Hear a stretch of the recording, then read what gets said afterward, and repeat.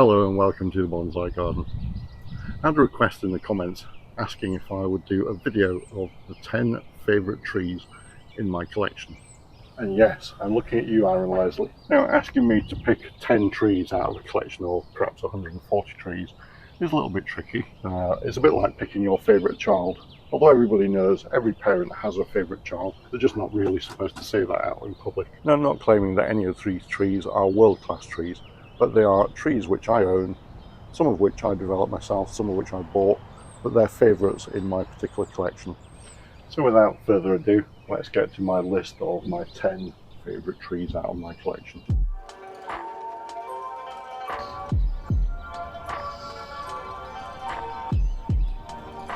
This is my windswept literati Fuji cherry tree, or Koja namai, and I bought this from a local garden centre just as a nursery plant about 3 years ago, and the shape of the trunk just suggested to me literati and this windswept style, so I removed the second trunk which was growing alongside it, and the tree pretty much developed itself really.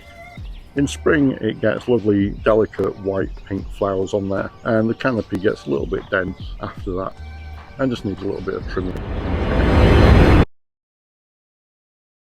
These two trees I always consider come as a bit of a package because they're sat close to each other on the monkey poles, and they're Japanese maple trees. The trees to the front here are an orange dream, and the trees behind are an Atropurpureum. Some people might think that these are just sticks in pots, and in some respects they're right. These have been in these pots for perhaps about 4 years now, and I've slowly been working on ramifying those and getting a nicer canopy on them. And for me it is all about the canopy on these. This time of year, once they come into leaf, they look fairly spectacular, and particularly the contrasting colours, I really like that. So these were made from £3 supermarket trees, which I put into a large training pot which I got from Amazon. And about 2 years ago I placed them into these ceramic pots.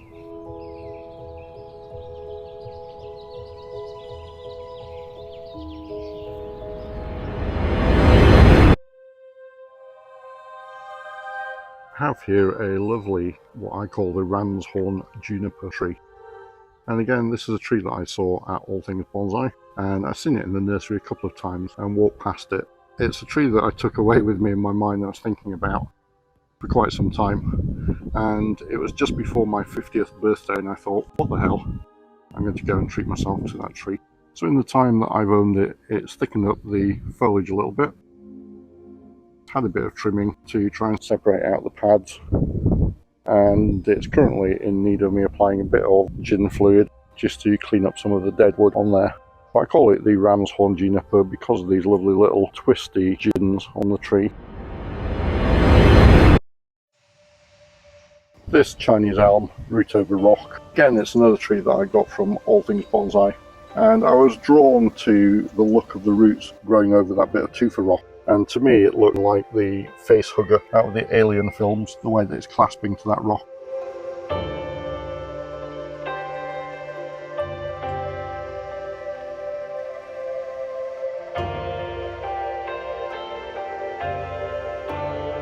It's a tree that looks particularly lovely once it's in full dense foliage, although because it's a corkbark Chinese elm, it does need me to maintain the branching and trim back some of that dense ramification quite regularly.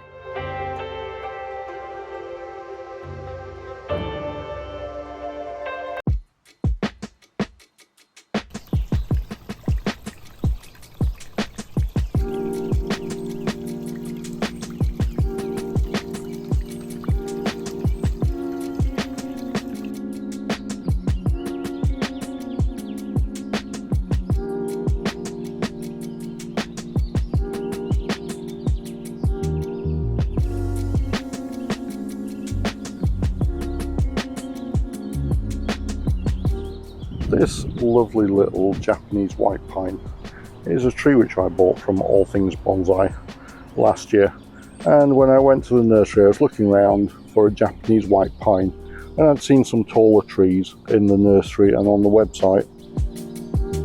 but when I saw this particular tree I was attracted to its small size and this gnarly thick trunk which it had. It's perhaps looking a little bit shapeless at the moment, and I need to position some of those branches with wire, but it's a lovely little tree.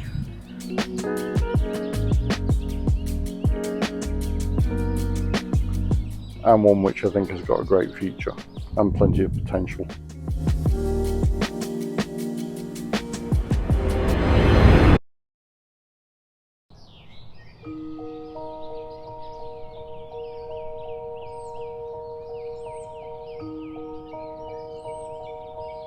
This tree is a Katsura Japanese maple that I bought from B&Q, the local DIY store, about 3 years ago. For the first 2 years I had that sat in a basket with lots of aeration and managed to develop what I think is the beginnings of a really nice nabari. It's quite a small tree, perhaps about 15 inches tall, and I've no intention of growing that as a much larger tree. That to me is the right size, and I'm just developing the ramification, and I'll be reducing the leaf size on that as I take that forward. It's another tree that has a really delightful colour on it in spring and in autumn, and you can see it's got this orangey colour on there at the moment. The leaves come out initially in this sort of buttery yellowy green colour and then develop the bright orange colour.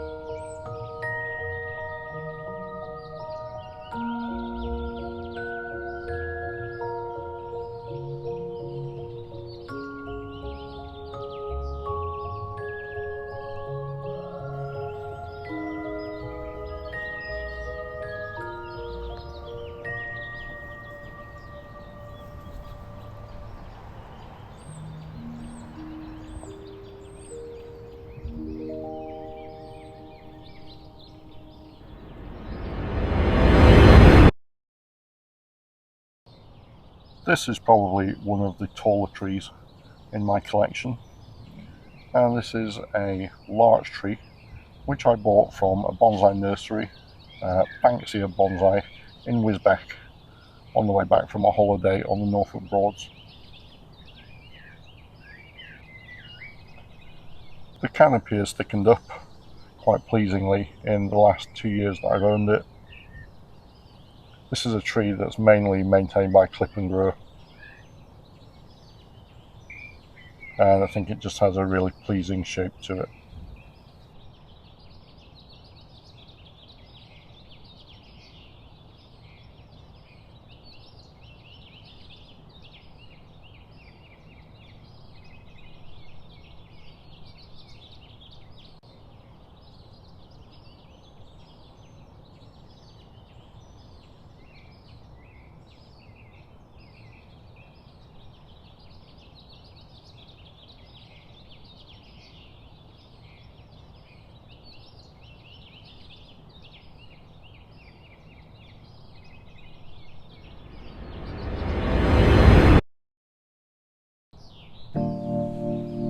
This lovely little tree is a silver birch tree which I bought from the Doncaster show in September 2022.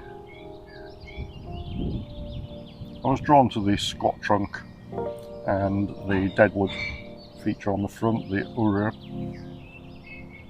I just treated that recently with some super glue to try and preserve that wood, and it's just recently come into leaf. And I find that another quite pleasing small tree.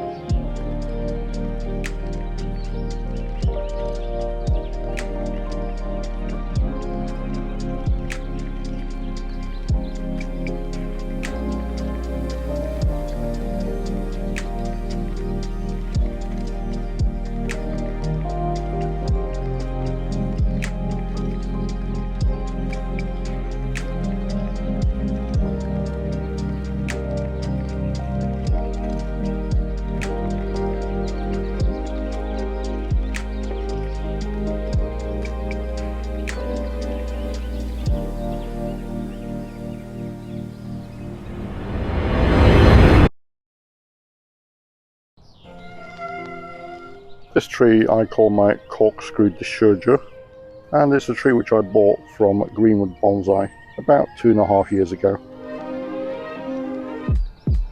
You can see it has a really twisty trunk, and some people might consider that's an unnatural shape. However, I have seen Japanese maples growing beside ornamental ponds that have this look to them. In spring and in autumn it has a particularly spectacular colour to the leaves, and those will start to go green as we progress into summer and then become red again as the chlorophyll goes out of those for autumn. I just think it's a lovely, lovely little tree. I do really like trees which are the sort of thing that you can pick up in one hand, and nice little domed canopies on there. That's really my kind of thing.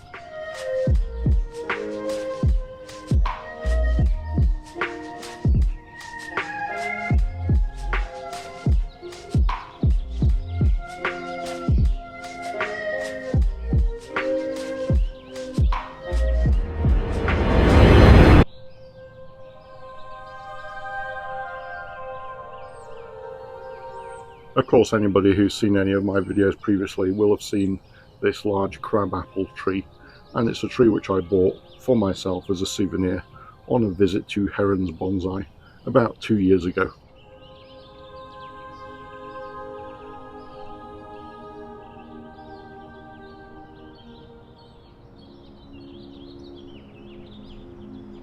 It has a really lovely craggy aged bark on the trunk. Nice ramification as we come at the tree.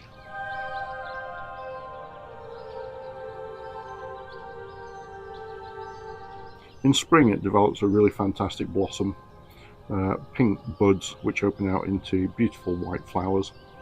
Those then go on to become small green crab apples, which as the season progresses they become redder and redder and become really bright red tiny little apples and look lovely in winter. And this tree really is the prize of my collection.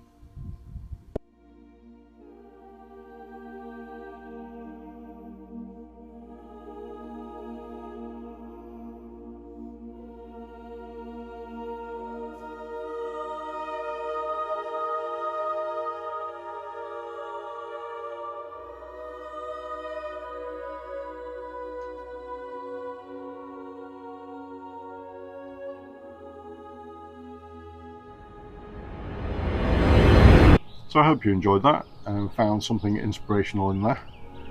If you have any requests that you'd like me to cover, then please leave a comment down below and we'll see what we can do. If you enjoyed that, then please hit the like button and consider subscribing to be notified of future videos. Thanks very much for watching, and hope to see you in the next one.